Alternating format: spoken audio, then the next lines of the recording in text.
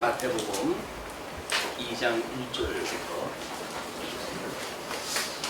마태복음 2장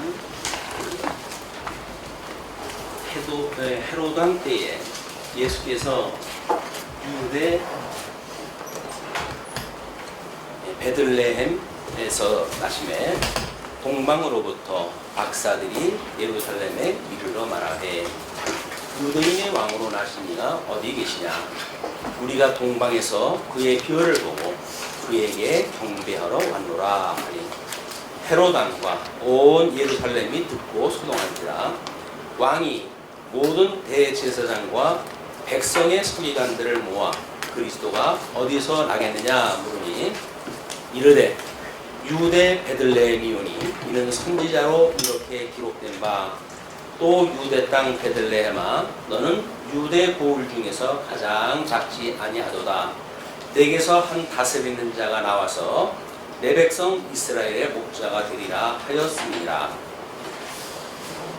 우리 이제 마태복음 2장으로 넘어가게 되면 우리 성경대로 그 출생하신 예수님을 소개할 때에 예수의 출생과 출애굽에 대한 사건으로 압축되어져 가지고 소개가 되어집니다. 그래서 첫 번째 유다 베들레헴에서 출생한 예수님에 대한 소개예요. 그리고 2장 1절로 6절을 보시게 되면 베들레헴에서 출생한 성경적 근거가 소개가 되어집니다. 우리 성탄절 때 주로 아마 주제를 잡게 되면 그냥 이 땅에 오셨던 예수님에 대한 여러 가지 이야기로 소개가 되어지기 때문에 그냥 성경을 읽고 성경의 문자적인 내용만 보게 되면 예수님이 오셨구나 이 정도 외에는 특별한 이야기를 우리가 살펴볼 수가 없습니다. 그렇기 때문에 우리가 1장서부터 4장까지를 중보자로 오신 그리스도라고 숨어져 있는 의미를 이제 잡아가지고 좀 설명을 해가고 있기 때문에 중보자의 삼직, 중보의 삼직으로 오신 그리스도를 증거하는 그런 맥락에서 본문을 또 우리가 살펴봐야 삼직, 마태가 특별히 그 삼직이라고 하는 관점을 가지고 예수 그리스도의 모든 지상 사역을 소개했다고 하는 내용을 확인할 수가 있습니다. 그렇기 때문에 지금 헤롯 왕 때에 이렇게 시작되어진 것은 지금 이 복음서에 있어서 매우 중요한 그런 단서가 되어집니다. 이 단서는 우리 주전과 주후를 나눌 수 있는 그런 그 역사적인 근거에 대한 것도 결국은 헤롯 왕이라고 하는 그런 그 역사적 인물과 성경에서 계시되어진 예수님과의 출생 관계 이걸 가지고 이제 우리가 산출할 수밖에 없어요. 그래서 우리 이 복음서에서는 특별히 우리가 예수님이 언제 출생했느냐 이런 것들이 역사적인 관점으로 해가지고 소개하는 것은 그렇게 많은 그 부분을 하려지는 않습니다. 그냥 단순하게 헤롯 왕 때에 우리 예수님이 이제 출생한 그런 그 이야기를 소개를 하는데 이 헤롯 왕 때라고 하는 그 헤롯이라고 하는 사람은 특별히 중요한 인물이기 때문에 주보에다가 그에 대해서 소개를 해드렸습니다. 그래서 먼저 에서의 후손인 유메 사람이라고 이렇게 되어져 있어요. 출신이 유메, 우리 에서의 그런 후손입니다. 에서, 야곱은 사랑하고 에서를 미워했다고 하는 우리 구약성경에서 이야기한 그런 그 내용대로 우리가 복음서를 이해하게 되면 예수님은 야곱의 후손으로 오신 분이에요. 그렇기 때문에 복 있는 분으로 소개가 되어지지만 이제 그 에서의 후손으로 온 에서는 하나님께 미워하시는 인물인데 예수님이 출생할 당시에 유대라고 하는 나라가 거짓 임금입니다. 이 이둠의 출신의 왕이 유대를 통치하고 있던 시절이에요. 그럼에도 불구하고 하나님의 말씀이 지금 이때는 없어가지고 어두웠던 시대이기 때문에 이둠의 사람이 왕이 됐던 로마 총독이 보내가지고 새로운 어떤 그 자기네들의 통치를 하던 이스라엘 백성들한테는 별로 관심이 없어요. 그냥 그런 사내들인이라고 하는 데에서 종교적인 어떤 그 안정을 얻고 그거에 의해서 교육을 받고 그냥 그걸 가지고 신앙생활을 갖다 하고 그러는데 하등 불편함이 없습니다. 이것이 마치 개구리가 뜨거운 물에 들어가면 벌쩍 뛰어가지고 도망을 가지만 찬물에 들어가가지고 서서히 온도를 올리게 되면 거기서 익어 죽을 때까지 견디는 이런 그 개구리의 모습과 똑같은 겁니다. 우리는 어떤 시대적 변화가 급격하게 오질 않아요. 우리 일생에 있어서 시대적 변화라고 하는 것은 조금씩 변화가 되어져 가기 때문에 그렇게 잘 모릅니다. 그래서 우리는 외모도 마찬가지죠. 뭐 외모도 매일 보는 사람들은 맨날 그냥 그 뭐 똑같은 그 외모라고 생각이 들거든요. 근데 오래간만에 이제 만나게 되어진 사람이 진짜의 우리 외모를 볼 수가 있어요. 그래서 어떤 사람은 충격적인 이야기를 하죠. 아이고 많이 늙으셨네요. 뭐 이런 이야기 들으면 그동안 못 듣던 이야기를 들으니까 화가 나는 거예요. 이 사람이 처음 인사가 뭐 이렇게 모질게 나오나 뭐 이렇게 이야기를 생각이 들지만 그런데 오래간만에 보는 사람들은 변화를 알게 되어집니다. 그러나 매일같이 보는 사람들은 그냥 뭐 변화가 없어요. 왜? 그 사람 변화나 나의 변화나 다른 것이 없으니까. 이것이 역사 인식에 대해서도 똑같다는 이야기입니다. 이 역사 인식의 이 어두운 특별히 문화 속에서 우리는 역사의 변화를 읽어내지 못한다고 한다면 뭐 그날이 그날 아니겠어요? 그냥 그날이 그날인 거야. 그냥 하루 세 끼 먹고 그리고 뭐 주어진 그런 그 우리의 삶을 살고 그리고 뭐 열심히 일하고 또 뭐 돈 벌게 되어지면 그거 가지고 또 뭐 가족들 함께 행복한 삶을 추구하고 뭐 그 이상의 뭐 달린 게 뭐가 있나요? 그렇다고 무슨 뭐 우리가 책을 한 권 읽어가지고 벼랑간 이 나이에 변화가 일어나는 것도 아니잖아요. 젊은 시절이라고 한다면 뭐 10대에 우리가 그런 그 책을 읽어가면서 인생관이 바뀌고 그러기도 하지만 나이를 먹게 되어지게 되면 내가 쌓아온 세계가 있기 때문에 그렇게 변화가 안 됩니다. 쓸데없는 소리 한다고 그냥 치부해버리고 말지 내가 변하고자 하는 생각이 없기 때문에 우리 예수님이 오셨을 때 400년 동안이나 이 특별 계시가 없었던 시기거든요. 근데 이때에 지금 이 헤롯이라고 하는 임금이 유대 나라의 왕으로 있을 때예요. 전혀 성경적이지 않은 사항이 있었는데도 불구하고 사람들은 그거에 대해서 아무런 문제의식이 없을 때입니다. 지금도 우리가 신앙생활을 하고 뭐 이렇게 하지만 우리의 기독교가 어떤 변화를 일으켜왔고 지금은 어떤 기독교 문화라고 하는 그 민낯을 가지고 있는지에 대한 거는 우리가 깊이 들어와 있기 때문에 별로 볼 수가 없습니다. 그러니 외부에 있던 사람들이 보게 되면 기독교가 왜 이렇게 됐냐라고 한탄하는 소리도 듣게 되어지고 그러죠. 그렇기 때문에 우리는 객관화되어져 있는 시각을 가지고 우리의 역사를 이해를 해야 되는데 뭐 내가 주관적인 삶을 사는데 어떻게 객관적인 관점을 가질 수가 있겠어요. 그렇기 때문에 절대 객관적인 진리를 바탕으로 해가지고 역사를 이해를 해야 우리가 지금 왜곡되어졌으면 얼마나 왜곡되어졌는지 하나님께서는 왜 이런 왜곡되어진 역사를 섭리하시는지 라고는 역사의 의미를 우리가 깨달을 수가 있고 이 시대를 살아가는 우리들에게 하나님의 선한 뜻이 무엇인가를 분별해서 영적 예배를 드리면서 살아갈 수 있게 한다. 그게 아니면 그냥 종교 생활로 해서 익숙한 삶을 삽니다. 주일날이면 뭐 성경 끼고 교회 오고 뭐 또 뭐 허라고 하는 대로 뭐 나름대로 실조도 하고 헌금도 하고 때로는 새벽기도 나오니까 새벽기도도 나오고 열심히 신앙생활을 해요. 근데 그것이 정말 무슨 의미인지는 우리가 모르고 몸에 그냥 익은 대로 익숙한 대로 그냥 그 관습을 따라서 하는 것뿐이거든요. 이스라엘 백성들이 400년이면 충분하게 관습적으로 살아갈 수밖에 없는 상황이에요. 그때 아이러니하게도 우리 예수님이 출생을 딱 하는데 지금 우리의 그 제목 잡아놓은 것이 2장이 예수의 출생과 출애굽인데 이걸 이제 성경적 근거를 제시한다고 그러지 않았어요? 성경적 근거가 절대 객관적으로 이제 그때 역사를 이제 이해를 하게 되어진 거기 때문에 우리도 그런 맥락으로 특별 계신 성경을 가지고 우리가 정말 우리 예수님이 이 땅에 출생하신 그런 그 이유가 뭔지 이걸 살펴봐야 그냥 뭐 느닷없이 때가 되매 그분이 오셨다 하는 막연한 복음이 아니라 성경적인 근거에 의해 가지고 관습적인 삶을 살던 우리들에게 새로운 어떤 그런 반응이 일어나지 않을까, 이런 기대를 갖다 해보게 됩니다.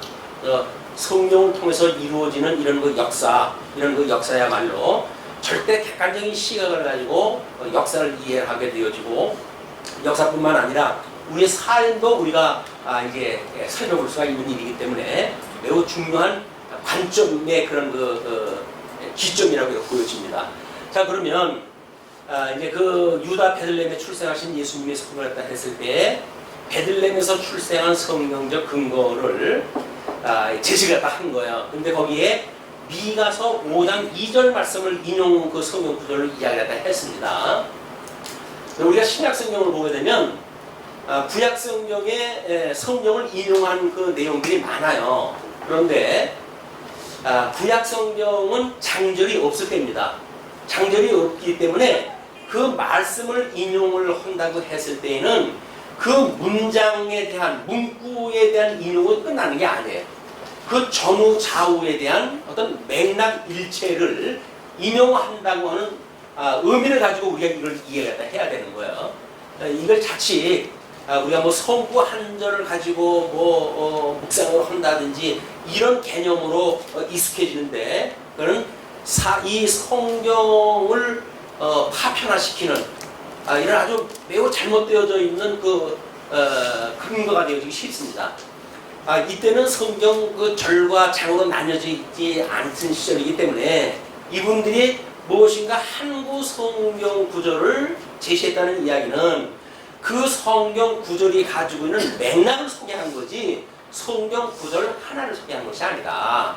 그래서 이제 시편, 특별히 시편 같은 걸 소개할 적에는 첫 구절을 소개하게 되면 시편 첫 구절에서부터 끝 구절까지 전체 인용을 다 한 거예요. 예수님이 돌아가셨을 때 어찌하여 나를 버리셨나이까, 이렇게 했을 때 그 한 구절을 가지고 성경을 해석을 하게 되면 예수님이 이런 말씀을 하시지? 라고는 의심이 드는 거예요. 그러나 거기에 인용되어진 시편 구절을 보게 되면 그것이 어떠한 역사적 배경을 가지고 하나님의 섭리를 이해했고 시편 기자는 왜 그런 기도를 갖다 했는지에 대한 전체적인 문맥을 우리 이해할 수 있는 겁니다. 그렇기 때문에 이제 마태복음을 공부해가면서 성경적인 근거를 신약성경 기자들이 끊임없이 인용을 갖다 하거든요.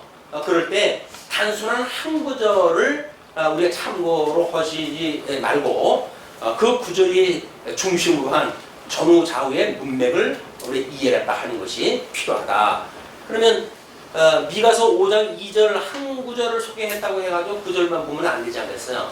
그러니까 미가서 5장 2절이 담겨져 있는 특별히 구약성경에 동그라미 표시한 것들이 보통 그 한 구절들의 이 내용에 어떤 한 문맥에 대한 내용이니까 성경을 읽다가 동그라미 표시 있는 가운데 그 성경 구절이 있다고 한다면 동그라미 표시 있는 데로부터 다음 동그라미 표시 있는 데까지 그걸 보시게 되면 대충 그에 대한 문맥이 우리가 이해할 수가 있는 겁니다.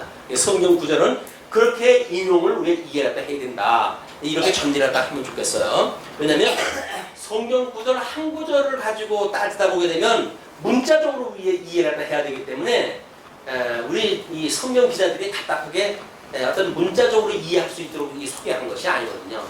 그 뜻, 의미 이런 것들을 소개한 거기 때문에 그런 맥락으로 보셔야 성경, 구약 성경의 그 의미를 다 10분을 우리가 이해할 수가 있게 되어지고, 또 우리 오실 예수님에 대해서 예표적으로 보여준 사건이니까 예표적으로 보여준 그 사건에 대하여 우리 예수님이 어떤 그 모형에 실제로 오셨는지에 대한 그걸 또 우리가 이해할 수 있단 말이에요. 그렇게 보시면 되겠어요. 자, 그러면 2장 그 1절에서부터 한번 다시 보십니다.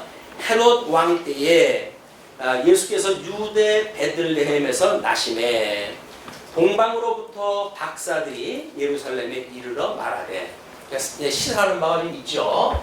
일단 역사적인 배경을 가지고 근거를 삼아가지고 증거를 한다고 했으니까 예수님이 오셨을 때의 그 이야기입니다. 예수님이 오셨을 때 이때는 유대라고 하는 나라에, 그죠? 유대라고 하는 그 나라에 헤롯이라고 하는 임금, 이 헤롯이라고 하는 사람은 지금 이두메 사람이라고 했어요. 이 이두메 사람은 우리 에돔의 후예이기 때문에 유대의 왕이 될 수 없는 사람입니다. 그렇기 때문에 이 헤롯은 로마 제국으로부터 로마 제국에 의해 가지고 이 우리 유다 땅에 왕으로 해가지고 임명받은 사람이에요.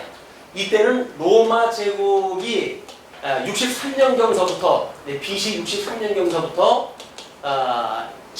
로마 제국이 되어져 가지고 결국 그 헤롯이라고 하는 이 왕을 임명을 갖다 해가지고 유대를 통치를 할 때입니다. 물론 이때 유대의 영향력도 마찬가지예요. 이 로마 제국으로부터 대제사장이라든지 이런 사람들은 이 로마 제국으로부터 대제사장직을 살 수가 있어가지고 이렇게 사가지고 대제사장 요소를 할 때니까 이 대제사장도 거짓말, 헤롯이라고 하는 왕도 거짓말. 이때 당시에 이제 어떤 그 유대 땅의 서기관들 중심으로 해가지고 구약 성경을 번역을 하고 그리고 이들이 성경 해석을 인해 가지고 모든 사회법의 근거를 만들어 줬어요. 그러니까 그만큼 이 사람들이 가지고 있던 구약 성경의 이해는 이때 당시에 살던 유대인들에게는 모든 법적 근거가 여기서부터 나오기 시작을 한 겁니다. 그러니까 하나님의 선한 뜻도 왜곡되어지고 대제사장도 왜곡되어지고 왕도 왜곡되어진 이걸 직임이라고 얘기하는 거지 않았어요? 이때 당시에 우리 이제 이런 그 예수 그리스도의 직임을 통해 가지고 증거를 다 하는데 예수님이 오셨을 당시에는 왕도 이 헤롯이라고 하는 이 왕도 거짓 왕으로 있을 때다. 그런 그 이야기예요. 이게 참 메시아, 우리 구약성경에서 언약되어진 참 메시아가 오실 때에 거짓 메시아들이 나라를 다스리고 있을 때다. 그런 그 이야기입니다. 그러니까 헤롯 왕 때에라고 하는 아주 단순한 그런 그 표현이지만 그 이야기는 지금 마태복음을 썼던 기자의 입장에서 봤을 적에는 직임이라고 하는 관점을 가지고 이 역사를 좀 해석을 해가고 있단 말이에요. 그래서 우리가 1장의 내용도 이런 직임을 통해 가지고 이걸 봤으니까 왜냐하면 중보자이신 예수 그리스도의 이런 그 직임을 통해 가지고 지금 우리 이때 오셨던 그 예수님이 구약의 언약대로 오셨던 그리스도이시다 라고 하는 그런 그 사건을 소개를 했기 때문에 가장 어두운 시절, 그래서 참 메시아가 이 땅에 와도 아무도 몰라보던 그런 그 시절이에요. 그러니까 지금도 마찬가지죠. 살아있는 하나님의 말씀이 선포되어짐에도 불구하고 세상은 별로 관심 없어요. 그리고 자기네들이 듣던 설교를 듣고 그냥 삶을 살아가요. 이 사람들에 의해 가지고 어떤 사회법이 만들어지고 이런 거에 의해 가지고 삶을 살아갔던 것처럼 지금도 교회에서 선포되어진 말씀을 가지고 이것이 하나님의 뜻이려니 하고 그냥 삶을 살아가는 거예요. 이것이 이때나 지금이나 다르지 않습니다. 근데 이때는 특별 계시가 머물러져 있고 멈춰져 있기 때문에 아주 흑암의 세월이었었고 이때 예수님이 오셨던 사건이기 때문에 지금 성경에 이것이 극명하게 드러나 있는 것 뿐이죠. 성경에 봤을 때 이게 극명하게 드러났지만 지금 우리 21세기를 살아가는 우리들에게는 이런 객관적인 근거도 없잖아요. 이게 특별 계시도 아니고 강론되어지는 거니까. 그렇지만 이 특별 계시는 강론이라고 하는 관점으로 이걸 이해가 했을 때 오늘을 살아가고 있는 우리들에게도 이것이 다른 이야기가 아니다. 여기서 참 예수 그리스도가 빠져버린 우리 신앙생활이라고 한다면, 그리고 끊임없이 강단에서 이렇게 사십시오 저렇게 사십시오라고 하는 어떤 윤리 문제를 가지고 끝나버린다고 한다면 그거는 복음하고는 아무 상관이 없는 거예요. 예수님의 이름으로 해가지고 윤리를 이야기한다고 할지라도 그거는 예수님의 이름으로, 이 메시아의 이름으로, 유대인의 이런 거 직임자들의 이름으로 해가지고 그때 삶을 살아가는 사람들하고 다를 바가 없다. 그냥 매우 중요한 관점입니다. 이제 우리의 이런 관점의 변화가 마태복음서부터 이 시작이 되어져야 되는 거니까. 자, 그런데 유대 베들레헴에서 나심에 동방으로부터 박사들이 예루살렘에 이르러 말하되, 동방이라고 하는 거는 이제 로마 지역은 지금 이제 서방 쪽이죠. 헬라 제국 이후에 이제 로마 제국이 등장을 했으니까. 그러나 헬라 제국이 등장을 하기 전에 이전에 뭐가 있었느냐면 우리 이제 이스라엘 백성들이 바벨론으로 포로로 끌려갈 때입니다. 바벨론으로 이제 포로로 끌려가기 전에 이 북이스라엘 다윗에 의해 가지고 창건이 되어졌어요. 이 창건이 되어졌는데 그 후에 곧 이어서 분국이 시작되어지죠. 근데 이 분국되어진 것이 북쪽 이스라엘은 721년에 우리 주님 오시기 전 721년에 아수르에 의해 가지고 완전히 이 제국이 멸망하고 맙니다. 남쪽 유다는 586년에 바벨론의 포로로 끌려갔죠. 자, 이 바벨론의 포로로 끌려가고 이때를 중심으로 해가지고 보통 우리 선지서가 기록되어졌다고 이렇게 이야기를 했어요. 그러면 바벨론의 포로로 끌려갔을 때 이미 언약되어진 대로 메대가 등장을 하고 그 다음에 바사가 제국이 등장을 하고 헬라 제국이 등장을 하고 이렇게 해가지고 이제 디아도코이라고 하는 어떤 분국제도 헬라 제국이 나뉘어진다. 이런 뒤에 예수님이 오신다고 다니엘서를 통해 가지고 우리가 확인하자 했단 말이에요. 우리 마태복음 처음 날 들어갈 때 이 다니엘서의 도표를 소개하다 해드렸잖아요. 이건 다니엘서의 이야기가 이때 헬라 제국이 끝나고 디아도코이가 오고 그리고 이제 이때 만들어진 유다의 우리 하스몬 왕국이라든지 뭐 이런 걸로 해가지고 하나님께서 회복해 주신다고 했던 이 나라가 바로 그 나라다 라고 하는 걸로 백성들이 이해할 만큼의 통일을 이뤘어요. 이 디아도코이 시대 이후에 하스몬 제국으로 해가지고 왕국으로 해가지고 통일 왕국을 이루고 있었어요. 그래서 저 다윗 때 차지했던 모든 땅덩어리를 다 차지하고 있었으니까 독립되어진 왕국으로 해가지고 완전히 주권도 이 통치권도 가지고 있을 때예요. 이렇게 되어졌으니까 이때야말로 다윗의 왕국의 회복이다. 이렇게 이때를 살아가는 사람들이 이해할 만큼의 통일 왕국의 시대였단 말이야. 그러나 이제 후대에 들어가면서 갈등이 일어나기 시작합니다. 내분이 일어나고 그때 그 내분을 힘입어가지고 등장한 인물이 이제 헤롯이라고 하는 왕이에요. 그래서 헤롯 왕이 이 하스몬 제국의 뒤를 이어가지고 유다 왕으로 이제 등극을 하게 되어지는 거예요. 다만 로마 제국이 이때는 장악을 하고 있었기 때문에 헤롯이라고 하는 왕은 로마로부터 임명을 받게 되어졌다. 그런 역사적 배경을 갖다 이해를 하실 때 이 헬라 제국이 있기 전까지 이때까지가 동방에 있던 나라들의 메대, 바사, 바벨론 이 제국이 이스라엘의 동쪽에 있던 그런 나라들이니까 이 이스라엘 백성들이 다시 이제 와가지고 이 바벨론의 포로로 끌려갔다가 70년 만에 돌아오잖아요. 그 느헤미야, 에스라, 느헤미야, 에스더서에 보게 되면 이들이 어떻게 성전이 회복되어졌고 예루살렘 성곽이 회복되어졌는지에 대한 내용들이 소개가 된다고 그렇게 이야기를 했어요. 그러면 그렇게 되어져 있던 이제 그런 그 시절에 누가 과연 이들을 돌아와가지고 그 일을 하게 했는가? 그것이 바사왕 초대왕이라 그랬어요. 바사왕 초대왕이 이들을 돌아오게끔 칙령을 내려주고 그리고 뭐 이제 거기에 자기의 그 수하로 있던 제사장들 총도 들고 보내가지고 성전을 짓고 성곽을 짓도록 협조를 해줬단 말이에요. 그런데 지금 이제 동방이라고 그랬으니까 이제 대체적으로 크게 해가지고는 바벨론 지역으로 보여지죠.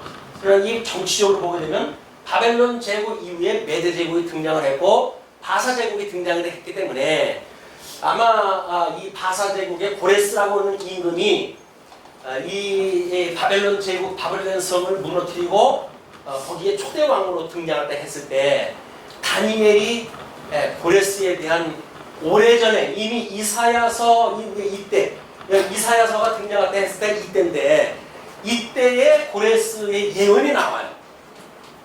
그 이사야서에 그거를 우리 고레스라고 하는 사람한테 이제 알려줬지 않습니까? 당신이 왕이 되어진 거는 당신 스스로 왕이 되어진 것이 아니라 지금 이때 뭐 이때면은 거의 뭐 한 300, 400여 년 뭐 이때 450년이니까 당신이 나기 전 300년 전에 이미 이사야라고 하는 선지자를 통해서 내가 섬기는 여호와 하나님께서 당신이 바사 제국의 첫째 왕이 되어진다고 예언이 되어져 있다. 이렇게 이야기를 해가지고 바사 제국의 그 고레스 이 다니엘을 아주 중요한 일꾼으로 이제 거기서 이제 사용이 되어지는 거예요. 네, 거기에 용어와 박사라고 하는 용어입니다. 이게 다니엘이 사용됐던 그 용어가 같은 술객이니 뭐 이런 걸로 다른 성경은 다 설명이 되어지지만 이런 역사적인 배경으로 봤을 때 다니엘을 박사라고 이렇게 칭호를 갖다가 표현을 갖다 할 정도의 어떤 그때 당시 다니엘이 가지고 있던 신분이에요. 이런 그 신분을 가지고 있었고 이렇게 뭐 몇백 년서부터 이미 자기 이름이 나올 거 예언도 되어졌고 그렇기 때문에 이때에 주로 천문학이 발전을 갖다 하고 이 천문학뿐만 아니라 이 점성술이 활발하게 이게 일어났던 시기란 말이에요. 이게 이때로부터 예수님이 오실 때까지니까 아마 이때의 모든 문화가 나름대로 이런 것이 그냥 나눠져 있었고 예수님이 출생할 때 이런 점성술을 연구하는 사람들의 입장에서 봤을 때 이런 현상이 그 사람들한테 보이는 거예요 지금. 그러니까 우리는 이제 이런 그 문제를 우리는 기독교는 우리 이 천상의 사역을 지금 이 지상에 하나님께서 이루어지게 하는 거 아니에요? 하나님의 뜻이 하늘에서와 같이 땅에서 이루어지게 하여 주세요 라고 하는 그런 그 이야기는 이 땅의 거는 천상에서 이루어진 걸 계시로 보여주는 세계란 말이에요. 이 지상이라고 하는 것이 우리가 해 아래라고 이렇게 이야기를 했어요. 해 아래. 그럼 점성술이라고 하는 거는 별을 보고 점을 치는 거니까 해 아래의 그런 어떤 학문이겠죠. 우리 동양에서도 음양오행설이라고 하는 거는 전부 그걸 가지고 이야기를 하는 겁니다. 백도와 황도 그리고 이 별자리의 실궁에 대한 변화 이런 걸 가지고 음양오행이라고 하는 걸 가지고 뭐 건강서부터 모든 우리의 식사문화, 의료문화, 주거문화 이것이 아닌 것이 없어요. 그러니까 이시조선이 뭐 이기론이라든지 하는 그런 거는 철저하게 이런 동양학으로부터 기본되어져 있는 철학들입니다. 이것이 우리 정치 철학에까지 이게 반영이 되어진 거예요. 다른 사람을 쓸 적에 저 사람이 나하고 궁합이 맞냐 안 맞냐 뭐 저 사람이 모반을 일으킬 어떤 그 징조가 있느냐 없느냐 이런 걸 전부 점을 쳐가지고 했단 말이에요. 정계를 갖다 뽑아가지고. 근데 이런 것들이 고대 시대에 이렇게 유행했고 이런 것이 실질적으로 삶에 영향을 미쳤던 거예요. 성경이 어떻게 그런 걸 가지고 근거를 삼고 그런 얘기가 나오느냐 이렇게 이야기를 하지만 있었던 사실이란 말이에요. 이 거짓 지도자들이 있었던 것처럼 이런 거짓 학문도 그냥 있었던 거예요. 근데 거짓 학문이라고 해도 허무맹랑하냐? 안 그런 거예요. 이때 그냥 이런 별자리를 보고 점을 치는 사람들에 의해 가지고 이 사람들에게 하나도 안 맞는다고 하면 이렇게 연구가 안 되죠. 뭐가 맞아 돌아가는 것이 있으니까 계승 발전되어져 오는 거 아니겠습니까? 아니, 이런 그 문화를 가지고 지금 동방에서 박사가 왔다. 이런 개념을 이해가 하셔야 돼요. 자, 그러면 그 유대인 이제 그들이 예루살렘에 이르러 말하되 유대인의 왕으로 나신 이가 어디 계시냐? 이거 웬일이에요? 이 유대인의 왕을 여기서 찾는 거예요. 지금 왕을. 이때는 헤롯 임금이 왕으로 있을 때 아닙니까? 근데 이 헤롯이라고 하는 임금은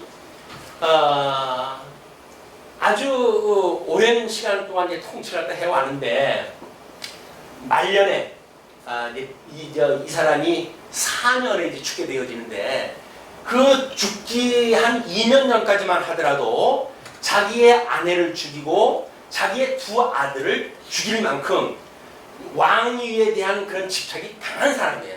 모반이라든가 어떤 음모라든가 이런 것들에 아주 좀 신경이 날카로워있던 시절이기 때문에 유대인의 왕으로 태어난 사람이 어디 있느냐라고 물어봤을 때 헤롯의 입장에서는 이건 지금 하늘이 꺼지는 것 같은 지금 입장인 거예요. 성경 구절은 간단하게 한 구절에 소개가 되어졌지만 이런 역사적인 배경 헤롯의 입장에서 보게 되어지게 되면 이 동방에서 온 사람들이 물어보는 이 이야기는 하늘이 꺼지는 것 같고 자기의 모든 힘을 지켜를 갖다 해야 될 일을 막을 만큼의 중요한 사건이 벌어진 겁니다. 자, 그러면 그들이 뭐라 그러면 유대인의 왕으로 나신 게 어디에 계시냐? 이미 출생한 거죠. 우리가 동방에서 그의 별을 보고 그에게 경배하러 왔노라 하니 거기에 유대인의 별을 자기네들의 그런 배웠던 학문의 체계를 놓고 봤을 때 이거는 유대인의 어떤 큰 지도자의 변화가 있거나 이걸 이제 보는 거예요. 우리나라도 그런 야화가 많이 있죠. 뭐 어떤 그 별자리에 그런 거 예를 들어가지고 뭐 이제 새로운 왕이 생기고 하는 일들이 만들어지는데 또 그거를 웃기는 이야기로 해가지고 뭐 저 김일성이도 갖다 붙이기도 또 허리죠 장난으로. 네, 그런 것이 그냥 통속적으로 있던 이야기이기 때문에 그렇습니다. 그렇게 경배하러 왔노라 하니 헤롯 왕과 온 예루살렘이 듣고 소동한지라 이제 문제가 심각해졌어요. 헤롯 임금과 그죠? 유대의 온 사람들과 함께 지금 소동이 일어난 거예요. 유대인의 왕, 이 유대인들이라고 한다면 적어도 대망 이 어떤 메시아 대망 사상이 큰 데 있었다고 하지 않았어요. 언제 참 지도자가 와가지고 명실상부 우리나라를 이제 통일 왕국으로 해가지고 회복시켜 줄 것인가, 다윗의 후손으로 해가지고 오실 것인가, 라고는 대망 사상이 아주 큰 데 있을 때니까 이 사람들도 놀라고 그냥 막연하게 헤롯이 우리나라 왕이래 라고 생각을 했었는데 유대인의 왕으로 나선 사람이 어디냐라고 하는 이야기가 들리니까 이 사람도 놀라고, 거지도 아니지만 자기가 진짜 왕 행세를 갖다 했었는데 이 사람도 놀라고 했던 것이 소동이 지금 일어난 거예요. 성경에서 여러 가지 설명할 수 있으니까 간단히 설명이 되어졌지만 그러면서 왕이 모든 대제사장과 백성의 서기관들을 모아 이 사람들을 모은 거예요 지금. 이 사람들 다 모았어요. 근데 이 사람들은 대부분 바리새파 사람들이에요. 이 바리새파 사람들이고 이 사람들은 사두개파 사람들이에요. 이게 사두개파라고 한다면 친헬라적 이런 그 문화를 추구하는 사람들이고 이 사람들은 보수적인 그런 그 사람들로 유대의 그런 문화를 이제 추구하는 사람들이기 때문에 성향이 아주 달라요. 성향이 아주 다른 사람인데 헤롯이 두 사람을 다 모아요. 왜냐하면 요거는 신학적으로 해가지고 무슨 의미가 있겠느냐, 요거는 정치적으로 했던 의미가 무엇이 있겠느냐 라고 하는 걸 종합적으로 자기가 확인하기 위해서는 두 사람들을 다 불러야 되는 거예요. 이제 이 사람들은 뭐 사내들인이라고 하는 그걸로 있었으니까 지도자인 자기네들을 불렀다 이런 생각이 들지 모르겠지만 직임이라고 하는 이런 관점으로 마태가 이 사건을 보았을 적에는 이미 이런 관점으로 보기 시작을 한 거예요. 그래가지고 이제 다 모아가지고 이 사람이 묻는 게 누구라고 묻습니까? 분명히 그 동방에서 왔던 박사들은 뭐라고 물어봤죠? 유대인의 왕이 어디 있느냐 이렇게 말했는데 이 헤롯은 그리스도가 어디 있느냐 이렇게 묻습니다. 그리스도가 어디 있느냐. 이 그리스도를 유대인의 왕을 그리스도로 헤롯은 이해를 한 거예요.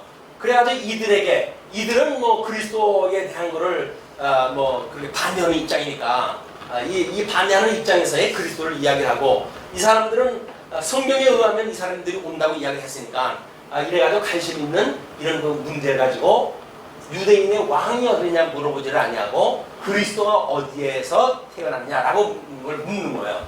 그걸 물으니까 이르되 유대 베들레헴이오니, 유대 베들레헴이라고 그러는 거예요. 그런데 이때의 사람들은 구약 성경을 너무나 잘 알고 있는 사람들 아닙니까? 그러니까 미가서에서 언약되어진 이 미가서에서 언약되어진 내용들도 이 사람들은 빠삭하게 알고 있는 사람들이에요. 이 알고 있는 사람들에게 미가서 5장 2절 말씀을 그냥 인용하는 말씀으로 소개를 한 거지. 이 사람들이 성경을 우리처럼 모르기 때문에 거기에 미가서 5장 2절은 무슨 말인데 해가지고 일일이 찾아보고 알 사람들이 아니란 말이에요. 이 사람들은 이미 메시아가 오게 되면 베들레헴에 태어난다는 걸 다 알았어요. 그래서 성경 구도 밑에다가 제가 그걸 소개를 해드린 겁니다. 베들레헴 출생의 문제를 미가서 5장 2절로 이야기를 했지만 그것이 선민의 회복에 대한 예언이 미가서가 너희들이 지금 포로로 끌려가지만 선민들은 하나님이 다시 회복해 주시오 라고 하는 것을 언약한 내용들이에요. 예언한 내용이에요. 그냥 미가서 5장 2절뿐만 아니라 미가서 전체 내용이 회복이 되는 이야기니까 그 회복에 대한 이야기가 역사적으로 해가지고는 이런 맥락으로 이해가 되어졌죠. 그러나 실질적으로 실체적으로 해가지고는 예수 그리스도로 인한 참 회복에 대한 걸로 성취되어진 사건이란 말이에요.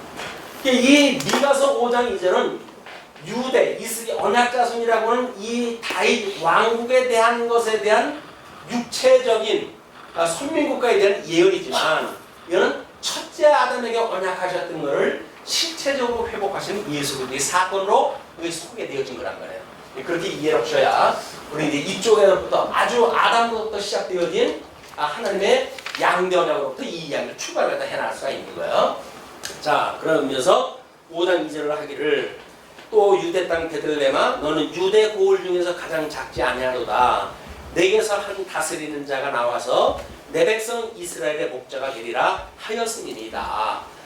구약성경이 이렇게 말했기 때문에 메시아가 온다고 하면 베들레헴에서 태어납니다 라고 이야기를 했어요. 자, 이에 그 7절에서부터 사건이 12절까지 유대 왕으로 오신 예수를 동방박사가 경배하는 사건으로 소개가 되어 있잖아요. 이에 헤롯이 가만히 박사들을 불러 별이 나타난 때를 자세히 묻고 베들레헴으로 보내며 이르되 가서 아기에 대하여 자세히 알아보고 찾거든 내게 고하여 나도 가서 그에게 경배하게 하라.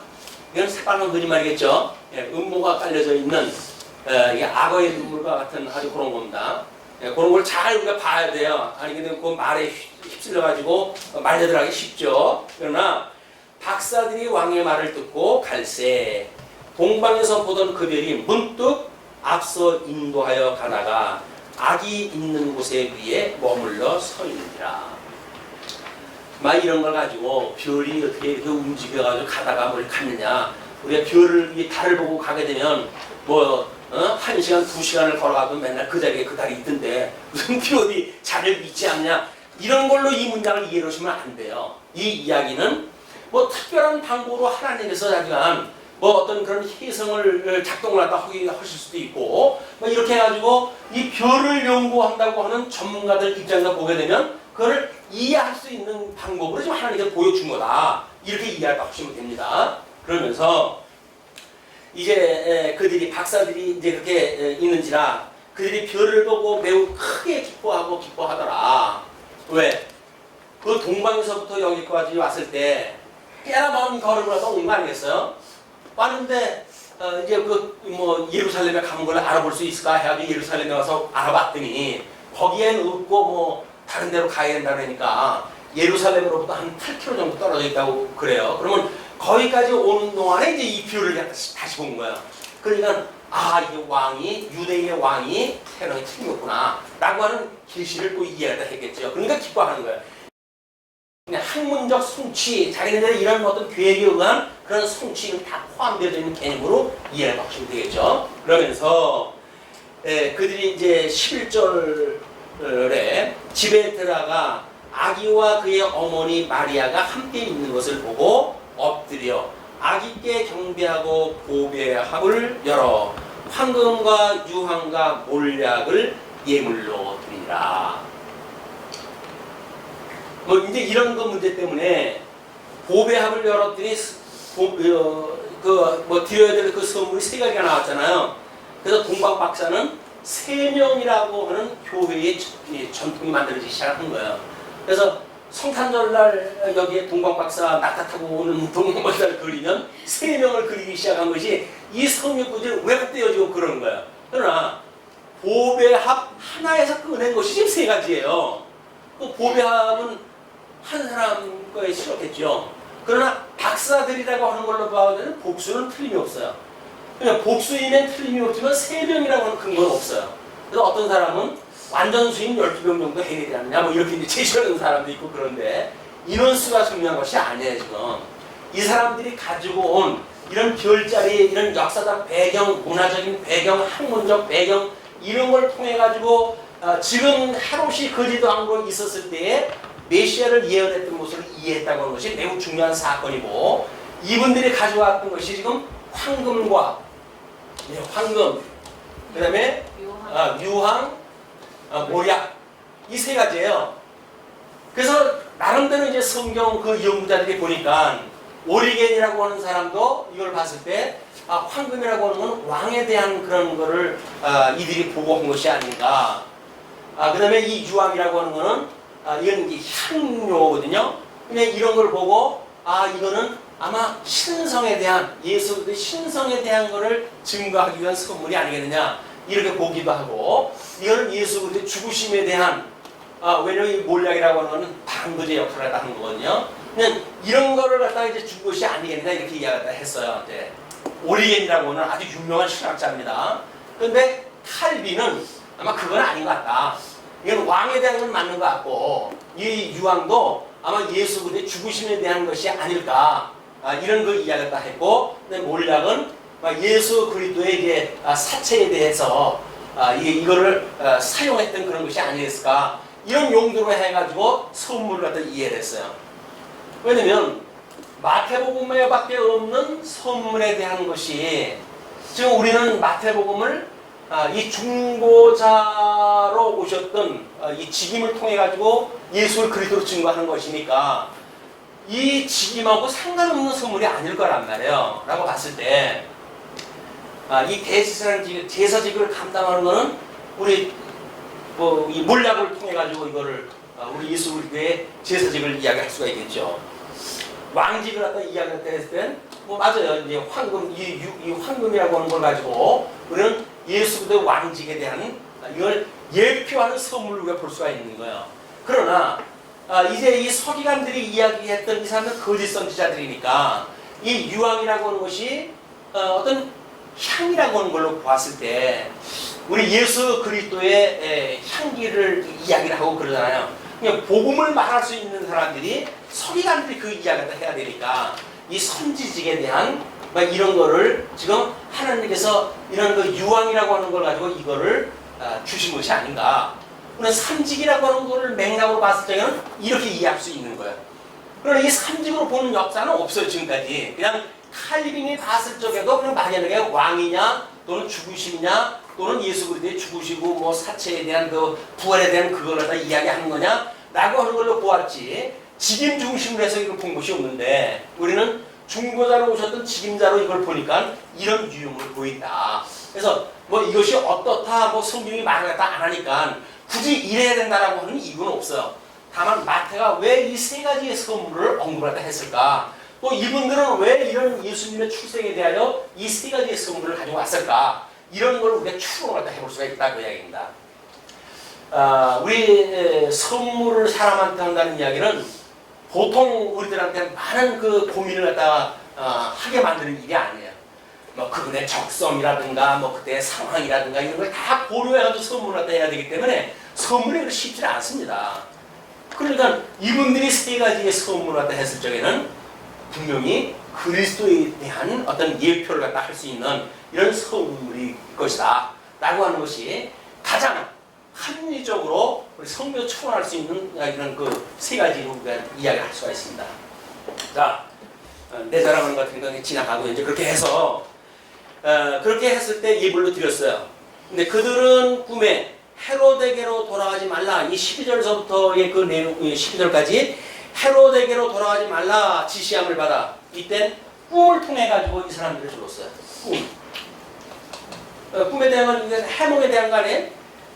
이것도 마찬가지고 하나님께서 특별 계시를 주실 때에는 나름대로 사용하셨던 이런 그 계시의 방식들에 이게 그러니까 이것이 예수님이 오셔가지고 성경이 완성이 되어졌기 때문에 지금은 이걸 우리가 믿으면 안 되지만 예수님이 오시기 전에 특별한 방식으로 하나님께서 예언을 딱 하실 때에는 이런 방식으로 예언을 딱 하셨다. 그러니까 이때 꿈하고 지금 우리가 꾸는 꿈하고는 같은 꿈이 아니에요. 이때는 하나님께서 철저하게 무엇인가를 계시를 목적으로 하는 것이고 지금은 우리들에게 이제는 난 죽어서 오고 예수 안에 내가 살기 때문에 우리가 어떤 삶을 살 것이냐라고 하는 걸 우리 성경이 안 가르쳐줘요. 왜? 너는 나하고 한 몸인데 나를 믿고 살아가면 되지. 네가 앞길이 뭐가 됐든 네가 뭐 중요해. 그 이야기 아니에요. 내가 살아있으면 모를까. 예수 안에서 죽었다고 한다면 더 이상 우리 앞길에 대한 건 궁금한 것이 없어요. 영생을 얻은 우리들이 앞에 무슨 일이 일어날 게 뭐가 궁금하겠어요. 이거는 예수님 오시고 신약성이 완성된 이유는 다 우리가 이걸 계시로 이해할 수 없는 내용들이다. 그렇다고 해서 지금 꿈이 없냐? 아니죠. 여전히 꿈을 꿔요 우리는. 그냥 그거는 그냥 개꿈일 수가 있고 또는 우리가 예지몽이라고 해가지고 뭐 미리 아는 어떤 그런 은사가 있어가지고 미리 그걸 아는 사람이 있을 수 있겠죠. 그러나 그거는 신앙하고는 아무 상관이 없는 거다. 이렇게 이해하시면 됩니다. 자, 그러면서 그들이 떠난 뒤에 13절로부터 33절까지 애굽으로 피난과 나사렛으로 이주가 소개가 되어지는데, 그들이 떠난 후에 주의 사자가 요셉에게 현몽하여 이르되 헤롯이 아기를 찾아 죽이려 하니 일어나 아기와 그의 어머니를 데리고 애굽으로 피하여 내가 네게 이르기까지 거기 있으라.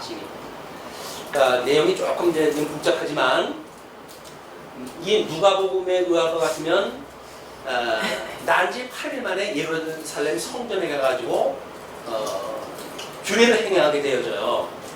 근데 이 사건하고 역사적으로 이걸 매칠시키게 되면 지금 이 사건은 예루살렘 그 예배 드리러 갔던 사건이 다 끝나고입니다. 할례를 받았던 8일 만에 할례를 받았던 사건이 끝나고예요.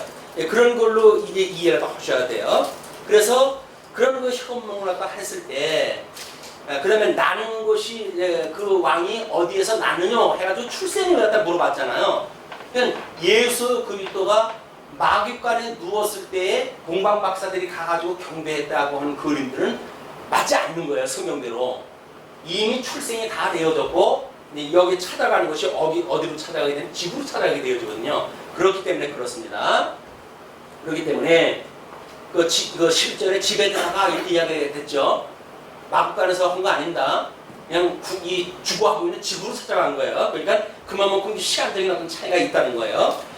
그들이 떠난 후에 주의 사자가 요셉에게 현몽하여 이제 이렇게 애굽으로 피하여 거기 이르라 이렇게 했으니 요셉이 일어나서 밤에 아기와 그의 어머니를 데리고 애굽으로 떠나가 헤롯이 죽기까지 거기 있었으니 이는 주께서 선지자로 통하여 말씀하신 바 애굽으로부터 내 아들을 불렀다 함을 이루려 함이라.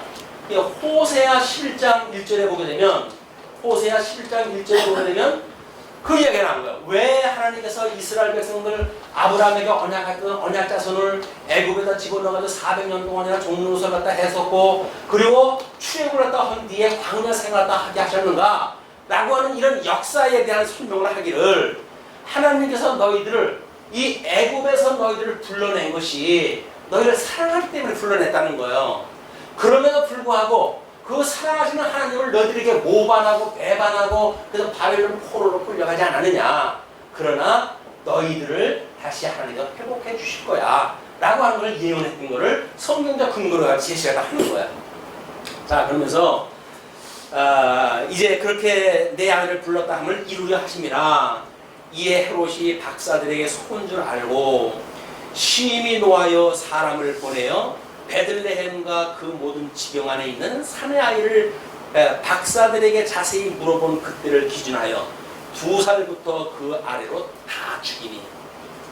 얼마나 지금 정치적으로 해가지고 압박을 느끼고 있는지는 알만하죠. 2살 아래를 다 죽여버렸대요. 지금도 뭐 시리아 그 IS 그 인간들은 사람들을 그 어린아이까지 다 죽이고 좀 난리가 났는데 이렇게 해가지고 그걸 다 죽였어요.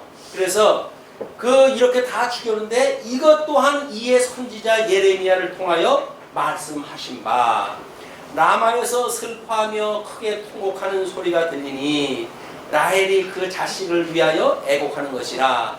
그가 자식이 없으므로 위로받기를 거절하였도다 함이 이루어졌느니라. 오늘 성경 구절 예레미야 그 한 구절만 이야기한 건 아니에요. 다른 성경으로 이렇게 종합을 갖다 해가지고 마태가 구약 성경을 해석을 해가지고 이때 있었던 상황의 근거를 갖다 제시를 합니다. 그럼 예레미야도 588년 끌려갔을 때 이제 그 선지자 활동했던 사람이거든요. 이 사람이 아브라함의 이제 그 이삭을 낳고 이삭이 야곱을 낳고 이렇게 이야기를 하는데 야곱의 아내가 4명이 있다고 나타났어요. 여기에 레아라고 하는 첫째 아내가 있었고 라헬이라고 하는 둘째 아내가 이게 야곱이 가장 사랑하는 아내였단 말이에요. 근데 이 라헬이 아들이 없어가지고 자식이 없어가지고 얼마나 노심초사했어요. 그래서 이 남편이 야 내가 있는데 왜 자식 걱정을 하냐. 너는 내가 있으니까 염려하지 마라. 그런데도 불구하고 그것이 나에게 무슨 위로가 되느냐.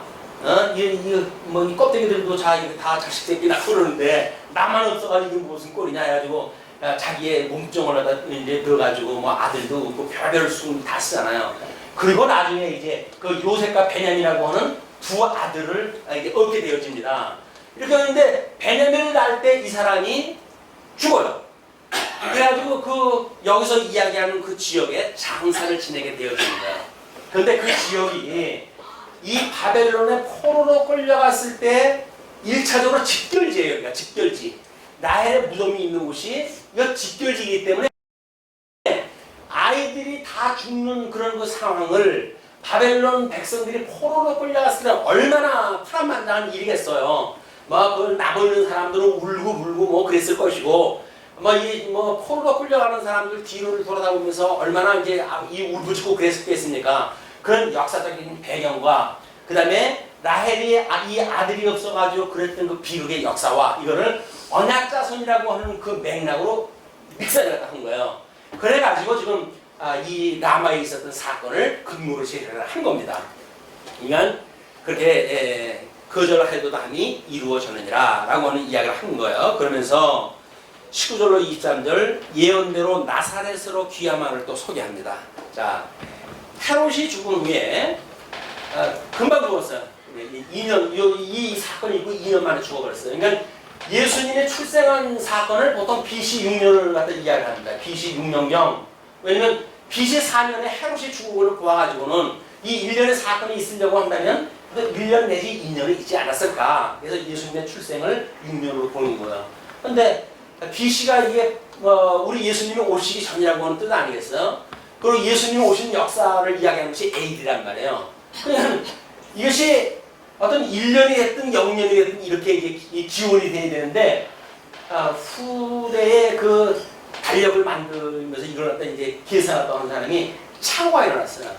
착오가 일어나서 4년이라고 하는 착오가 일어나니까 예수님 출생하고 상관없이 지금 우리는 기원 전 기원으로 나누는 겁니다. 그러나 이게 오류가 있는 거예요. 이제 그 기원을 나누는 그 근거는 오류가 있어요. 그러나 모든 세계가 이걸 다 쓰고 있으니까 오류가 있는 거 알고 쓰는 데는 문제가 없잖아요. 그래서 역사를 이해하는 데는 아무 문제가 없는 겁니다. 그래서 이거를 하나님이 왜 그렇게 오류가 나게 했는지 이것도 신비한 어떤 그런 그 의미가 있을 거라고 보여지는데 어쨌거나 그래서 이제 그 헤롯이 죽은 후에 주의 사자가 애굽에서 요셉에게 현몽하여 이르되 일어나 아기와 그의 어머니를 데리고 이스라엘 땅으로 가라. 아기의 목숨을 찾던 자들이 죽었느니라 하시니라. 찾던 자들 이제 그 첫째 헤롯 대왕이 죽었잖아요. 헤롯 뒤에 죽었던 나타난 임금이 지금 그 22절에 아칼라오라고 하는 그 첫째 아들에게 이 북쪽 그 유대 땅 지역을 이제 나눠주게 되어집니다. 분봉왕으로 해가지고. 그래서 그 아칼라오한테 유다 사마리아 그 땅을 이제 다스리도록 주어졌는데 다윗 그 헤롯 대왕하고 성격이 비슷해요. 얼마나 학종을 갖다 베푸는지 몰라요. 끝내 그가 로마 제국의 미움을 받아가지고 왕직이 쫓아나버려요. 그리고 그래서 이제 그 왕직 대신에 총독제도가 들었을 거예요. 예루살렘 지역에 총독제도가 등장을 되어가지고 본디오 빌라도의 고난을 받으사 해서 이방인 손에 넘겨져야 될 그런 역사적 배경을 하나님께서 다 이렇게 맞춘 거다. 다 준비가 되어져 있는 거예요. 그래서 본디오 빌라도라고는 총독제도가 만들어졌다.